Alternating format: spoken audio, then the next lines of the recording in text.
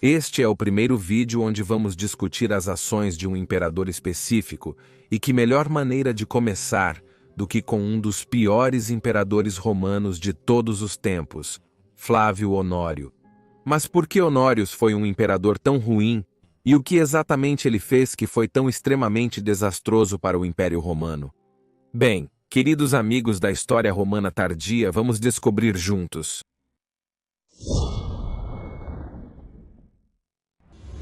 Se você perguntasse a alguém quem foi o pior imperador romano, provavelmente receberia respostas como Calígula Nero Cômodo ou Caracalla. E de fato, esses foram realmente maus imperadores romanos que, cada um à sua maneira, causaram muito dano ao Império Romano ou à instituição do imperador romano. Mas há um imperador romano em especial que merece atenção extra em relação à sua incapacidade e, às vezes, pura estupidez, pois seriam suas ações, ou mais frequentemente inações, que levariam à queda do Império Romano do Ocidente. Flávio Honório era filho do imperador Teodósio, que já mencionamos algumas vezes. Foi o mesmo Teodósio que tornou o cristianismo a religião oficial do Império Romano, e que fechou os antigos templos romanos, e perseguiu e assediou os adoradores pagãos com leis draconianas. Sob a vigilância deste imperador, muitos dos grandes templos da antiguidade foram destruídos, por exemplo em Alexandria, onde fanáticos cristãos invadiram o Serapião em 391 d.C. e destruíram muitas belas obras da antiguidade. Um acontecimento regular, especialmente nas partes orientais do Império, e Teodósio não só não fez nada contra isso, mas através de suas leis antipagãs até o acolheu. O próprio Teodósio então marchou contra o usurpador romano ocidental Eugênio e o derrotou em 394 na Batalha do Rio Frígido, onde no último vídeo falamos especialmente sobre as consequências catastróficas desta batalha. E este Teodósio teve um filho que se mostraria ainda mais desastroso para o império do que ele. Flávio Honório nasceu em 384 d.C. e já foi feito co-imperador por seu pai quando era criança, com 9 anos de idade em 393. Após a Batalha do Rio Frígido, ele foi então instalado como o imperador romano do Ocidente, enquanto seu irmão, também bastante jovem, Arcádio, governaria o leste. Teodósio já morreu em 395, deixando apenas seus 2 filhos como imperadores infantis do Império Romano. É compreensível que Teodósio quisesse estabelecer uma dinastia familiar teodosiana que governaria o Império, mas ter crianças governando o império mais poderoso do mundo naquela época pode não ter sido a melhor ideia. Claro que, imediatamente após a morte de seu pai, Honório e Arcádio dividiram o império em uma metade oriental e uma ocidental, algo que levaria a grandes problemas mais tarde, pois esses 2 impérios nem sempre agiriam no melhor interesse um do outro. A divisão do império é de fato, para mim, um fator contribuinte importante para a sua queda. Felizmente para o Império Ocidental, Flavius Stilicho, o muito capaz Magister Militum do Oeste, atuou como mentor de Honório e foi basicamente o governante efetivo do Império Ocidental de 395 até sua morte em 408 d.C. Stilicho fez uso do que era possível naquela época e várias vezes defendeu o Império Ocidental contra invasores germânicos com um sucesso impressionante. Ele derrotou invasores góticos na Itália sob o rei Alarico em 402 d.C. Depois derrotou outro exército gótico sob Radagaisus em 405 d.C. e também um exército vândalo no mesmo ano. E então os godos mais uma vez em 406 d.C., salvando efetivamente a Itália e a cidade de Roma de um desastre completo. Foi quando teríamos visto um dos últimos triunfos romanos celebrados para um imperador romano em Roma. Em 403 d.C., Stilicho e Honórios entrariam em Roma com grande pompa. O poeta Cláudius Claudiano deu um grande panegírico para Stilicho, e uma estátua em sua honra foi erguida na forma de Trajano. Aqui poderíamos testemunhar os últimos jogos gladiatórios oficialmente registrados no Amphitheatrum Flavium, comumente conhecido como Coliseu. No entanto, acredita-se que eles continuaram extraoficialmente por mais algumas décadas, já que Valentiniano III teria que proibi-los novamente em 438. Honórios também elevou as paredes de Aureliano em alguns metros em 403, que foi o último projeto de construção secular na Roma Imperial, mas não se mostraria muito útil 7 anos depois. Honórios ficou no Palácio dos Césares, no Monte Palatino, por alguns meses antes de retornar à mais segura Ravenna, como se previsse o destino da cidade eterna. Esses foram os últimos anos de glória da cidade de Roma, onde pudemos vê-la pela última vez em uma luz esplendorosa, e onde os templos e todos os edifícios ainda estavam gloriosos e intactos. Apenas 7 anos depois, a cadeia de desastres para a cidade já começaria, como veremos devido às ações de Honórios que iniciariam seu longo e lento declínio. Enquanto isso, as forças de Stilicho estavam esticadas ao máximo e ele não conseguia resolver todos os problemas do império. Foi assim que uma grande banda de tribos germânicas conseguiu atravessar o Renato em dezembro de 406 d.C., sobre o qual falamos no último vídeo. Isso já era percebido como uma mancha na carreira de Stilicho, que até então era bastante impecável.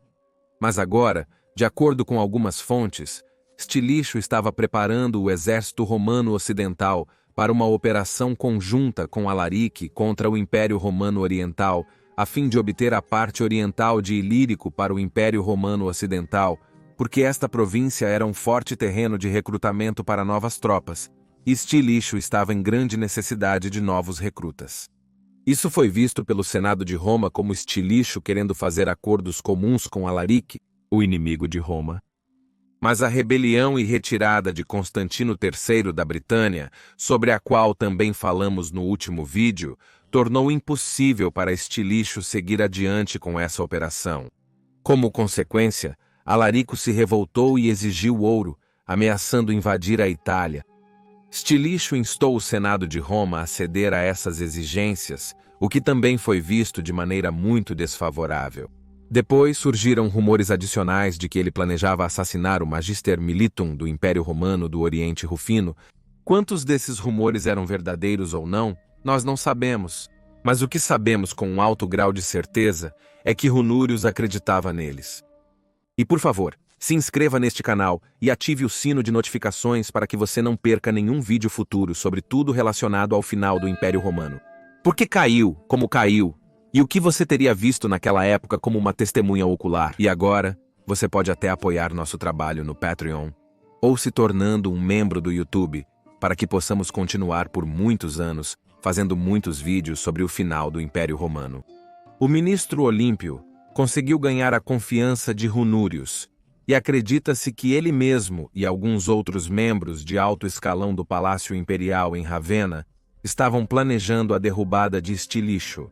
Stilicho estava em Istambul após a morte de Arcádio para melhorar as relações entre os impérios oriental e ocidental e ajudar na transição para o reinado de Teodósio II.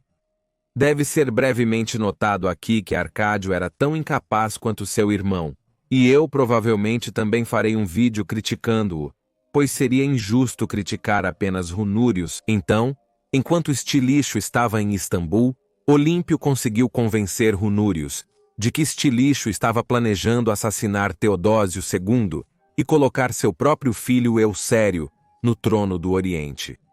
O fraco e inseguro Runúrius acreditou nesses rumores e, após o retorno de Stilicho a Ravenna, mandou prender e executar o Magister Militum em 22 de agosto de 408 d.C. Assim caiu o grande protetor de Roma. Examinaremos Stilicho em um vídeo separado. Embora ele tenha sido muito bem sucedido em proteger a Itália, também deve ser notado que ele cometeu 2 grandes erros. Primeiro, não derrotar decisivamente Alarique e seus visigodos de uma vez por todas, até mesmo querendo arrancar Ilírico do Oriente com a ajuda de Alarique. E segundo, não ter parado a invasão da Gália após 406 d.C., ou pelo menos tentado defender a Gália, o que ainda poderia ter sido possível se ele tivesse agido rápido. Mas em vez disso, ele escolheu negligenciar completamente a Gália e preparou suas tropas para esta operação conjunta com Alarique, a fim de ganhar Ilírico para o Império Romano do Ocidente. Se Estilicho não tivesse tomado essas decisões, é muito provável que ele não teria caído em desgraça, e a história do Império Romano do Ocidente poderia ter sido completamente diferente. Mas enquanto podemos entender pelo menos em parte o raciocínio de Honório, agora a verdadeira estupidez e maldade deste imperador viriam à tona. Ele não apenas mandou matar Estilicho, mas também mandou matar seu filho Eucários e todos os aliados de Estilicho, matando indivíduos-chave e ordenando a confiscação da propriedade de qualquer um que tivesse ocupado algum cargo enquanto Estilicho estava no comando. Deve ser mencionado que durante todo esse tempo, Honórios estava casado com Temântia, uma filha de Estilicho. Ela certamente deve ter ficado bastante infeliz com esses eventos. Pelo menos ele não a matou. Outros, no entanto, não tiveram tanta sorte, pois Honórios ordenou que as famílias das tropas foederati de Estilicho também fossem massacradas. Isso foi um verdadeiro pogrom contra os membros da família das tropas foederati germânicas de Estilicho, especialmente em Roma, fazendo com que eles desertassem em grande número para Alaric e seus visigodos. Assim, com essa ação maligna e estúpida, Honórios tornou os visigodos ainda mais fortes. Ao ouvir que Roma havia sido privada de seu grande protetor, Alaric retornou à Itália em outubro de 408 d.C. para reivindicar mais ouro e terras para se estabelecer como foederate do império, o que Estilicho havia prometido a ele.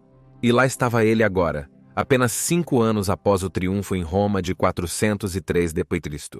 A cidade eterna estava agora de repente sob cerco por Alaric. Quanto pode mudar em apenas 5 anos? A fome irrompeu na cidade. À medida que a situação piorava, o Senado decidiu comprar Alaric com 5.000 libras de ouro e 30.000 libras de prata.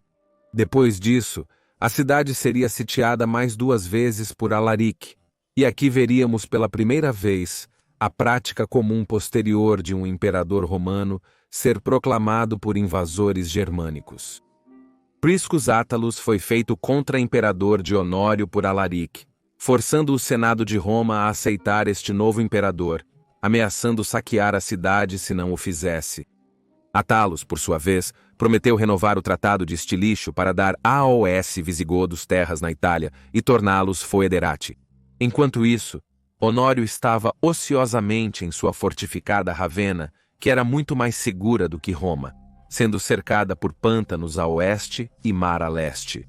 Mas, em vez de montar um exército e atacar Alaric, Honório estava inativo em Ravenna, e se ele tomou algumas decisões, elas geralmente se mostraram as erradas. Muitas coisas loucas aconteceram nesses 2 anos entre 408 e 410, mas precisaremos de um vídeo inteiro para isso. Mas o que pode ser dito é isso: devido à inação de Honórios e decisões erradas, Roma foi saqueada em agosto de 410 por Alaric e seus visigodos, o que enviaria ondas de choque pelo império e causaria um golpe devastador no moral romano. A cidade não era saqueada há 800 anos, e para muitos contemporâneos, era visto como o fim do mundo, o fim dos tempos. Tão apocalíptico foi o caráter deste evento. Roma agora começaria seu longo e brutal declínio, que a transformaria da cidade mais bela do mundo em um pequeno núcleo habitado cercado por um campo de ruínas, em questão de apenas algumas centenas de anos. Falei extensivamente sobre o estado de Roma naquela época nestes vídeos aqui.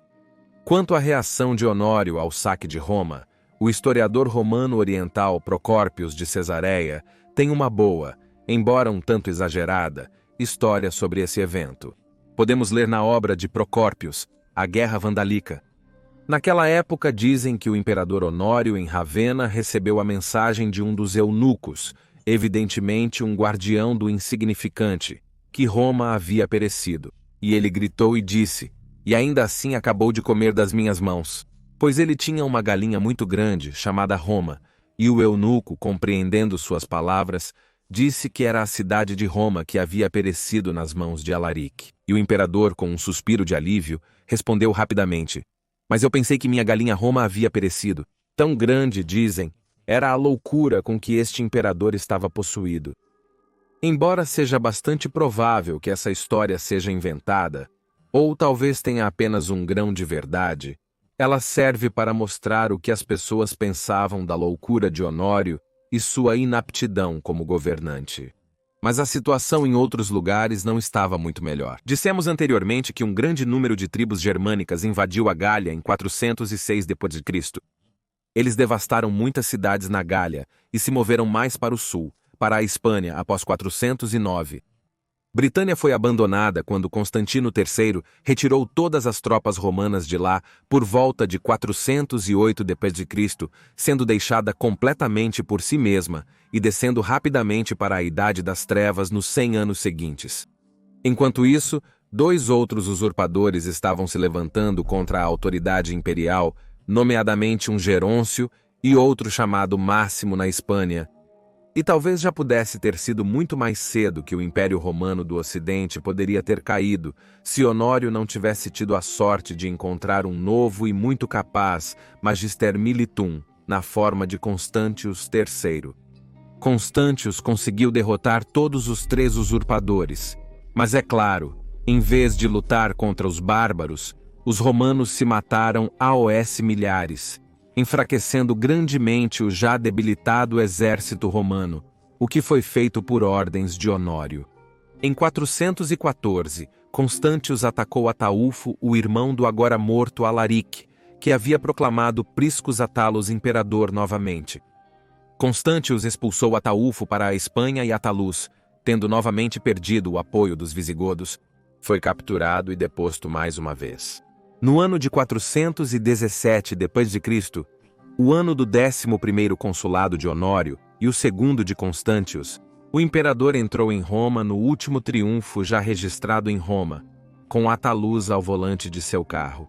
Deve ter sido uma visão lamentável, este último triunfo de um imperador romano na cidade de Roma, 7 anos após a cidade ter sido brutalmente saqueada. A população jamais empobrecida, alguns edifícios danificados, e este imperador incapaz dirigindo pela cidade humilhada em um carro, fingindo ser o salvador de Roma, quando foi ele quem permitiu que a cidade fosse saqueada. Honórios então baniu Átalos para a ilha de Lipara. Enquanto isso, os francos estavam avançando no nordeste da Gália e estabelecendo um governo firme lá, enquanto um tratado assinado em 418 d.C. concedia aos visigodos a Gália Sudoeste, a antiga Gália Aquitânia. Pode-se dizer, portanto, que embora Constâncio tenha conseguido derrotar os visigodos sob Ataúfo, ele não conseguiu expulsar novamente esses invasores germânicos do império. O exército romano já estava muito deteriorado naquela época, e as constantes guerras civis contra os usurpadores agravaram muito essa situação. Então, em 417, Constâncio se casou com Gala Placídia, irmã de Honório. Em 421, Honório elevou Constâncio ao posto de co-imperador. No entanto, quando o anúncio de sua elevação foi enviado para Istambul, Teodósio II se recusou a reconhecê-lo. Constâncio, enfurecido, começou os preparativos para um conflito militar com o Império Oriental, mas antes que pudesse começá-lo, ele morreu no início de 422.